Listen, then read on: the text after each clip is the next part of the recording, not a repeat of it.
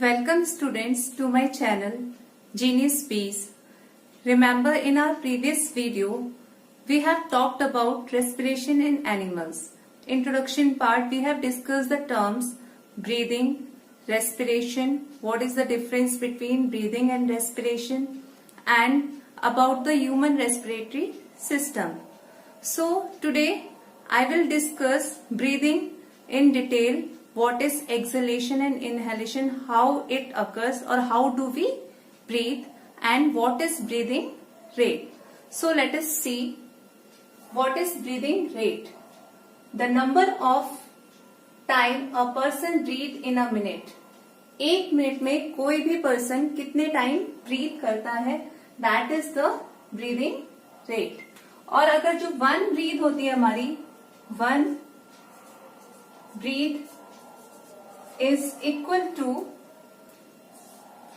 one inhalation plus one exhalation. जो हम एक बार सांस लेते हैं उसमें हम क्या करते हैं, one inhalation plus one exhalation. So how many times we breathe. जब हम नॉर्मली ब्रीथ करते हैं तो approx 15 to 80 times we breathe.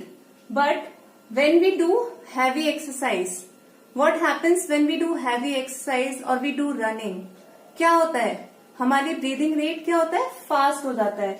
Why it happens, हमारा ब्रीदिंग रेट फास्ट क्यों हो जाता है, क्योंकि ऑक्सीजन की सप्लाई हमारी बॉडी में कम होने लगती है. जो सेल्स होते हैं वो ज्यादा एनर्जी प्रोड्यूस करने लगते हैं, और ज्यादा एनर्जी प्रोड्यूस करने के लिए क्या चाहिए, मोर ऑक्सीजन चाहिए.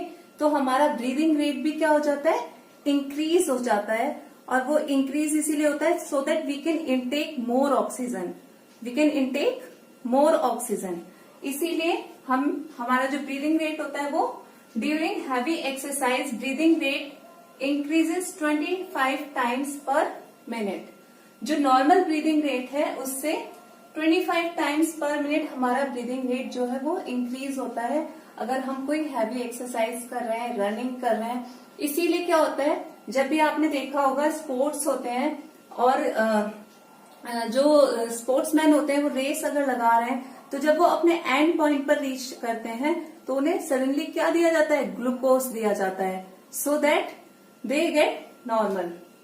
And now next is how do we breathe. So yes, in my previous video I have explained the human respiratory system.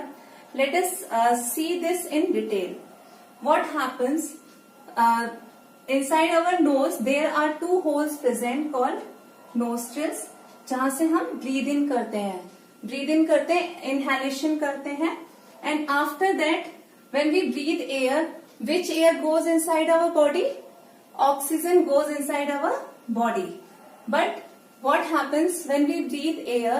Some dust particles also move inside our body. So when this air reaches nasal cavity, that dust particles are also present. And inside our nose or nasal cavity, mucus is secreted. Mucus secrete होता है membrane lining से, and it cleans the oxygen.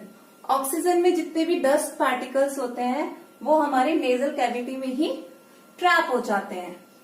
Then after that air get clean, moist and warm, and from the nasal cavity that oxygen reaches the trachea और wind pipe. अब यहाँ पर जो air आ रही है वो कैसी एयर आ रही है, क्लीन एयर आ रही है, ऑक्सीजन आ रही है. After that this trachea divided into bronchus, and bronchus कहां पर होता है, लंग्स में. Now this bronchus, bronchioles, alveoli, they all present inside the lungs and which is protected by the rib cage. So when this air reaches bronchus, after that it reaches bronchioles. ये thinner tubes होते हैं, फिर और smaller tubes में convert हो जाते हैं. Then these bronchioles get converted into sac like structure, एक bulb like structure form कर लेते हैं जिसको हम बोलते हैं alveoli. And this alveoli cells are surrounded by blood capillaries. ये किससे सराउंडेड रहते हैं, blood capillaries. Here I have mentioned with the help of diagram. I will explain it later on.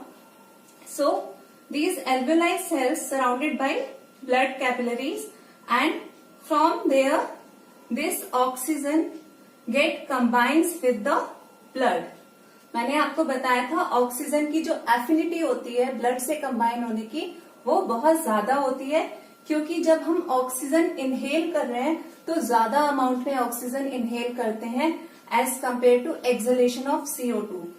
सो जब हम एल्वियोलाई सेल्स में ऑक्सीजन आ जाती है तो वो ब्लड में डिफ्यूज हो जाती है, ब्लड में चली जाती है, and after that with the help with blood it forms oxy haemoglobin, और ब्लड के साथ कंबाइन होके क्या बना लेती है, oxy haemoglobin, and later on this blood reaches out the different cells of our body and it supplies the oxygen to the different parts of our body.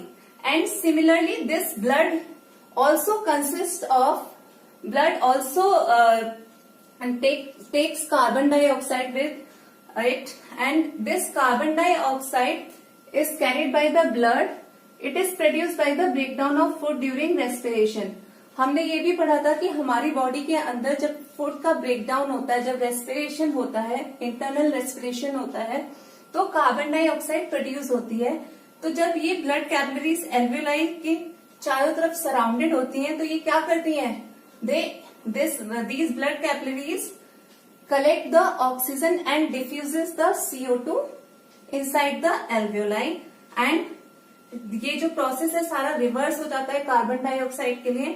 Alveoli से bronchioles और bronchioles से bronchus, then trachea, then nasal cavity, then nostrils. जो CO2 है वो breathe out हो जाती है, and that process is called exhalation. Now let us understand this with the help of diagram, और इसी को हम क्या बोलते हैं, exchange of gases in the alveolus. So see this is one alveolus. ये एक एल्वियोलस का स्ट्रक्चर है जो आपको एक्सपेंड करके आई विल एक्सप्लेन, बट ऐसे बहुत सारे एल्वियोलस लंग्स के अंदर होते हैं, इसीलिए हम प्रॉपरली ब्रीथ कर पाते हैं. See this is one structure of alveolus and these are the blood capillaries. Now from the tissues, जो हमारी बॉडी के अंदर टिश्यूज है उनमें ब्लड फ्लो हो रहा है, and this blood carries CO2, क्योंकि यहाँ पे जब फूड का ब्रेकडाउन हुआ है तो वो क्या लेकर आ रहा है, CO2 लेकर आ रहा है, and here this CO2 is moving and it is diffusing. अंदर जा रही है, कहाँ जा रही है, एल्वियोलस सेल के अंदर. एंड सेम वे आपने देखा एटमॉस्फेयर से ऑक्सीजन अंदर आ रही है, ये एरो मैंने बनाए हुए हैं, मीन्स कार्बन डाइऑक्साइड बाहर जा रही है और ऑक्सीजन अंदर आ रही है.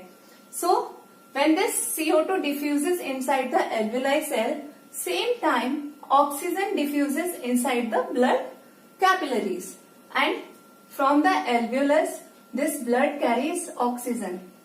यहां से ये ब्लड क्या करता है, ऑक्सीजन को लेकर जाता है, and again it supplies oxygen to the different parts of our body or cells or tissues, and this way exchange of gases takes place in the alveolus.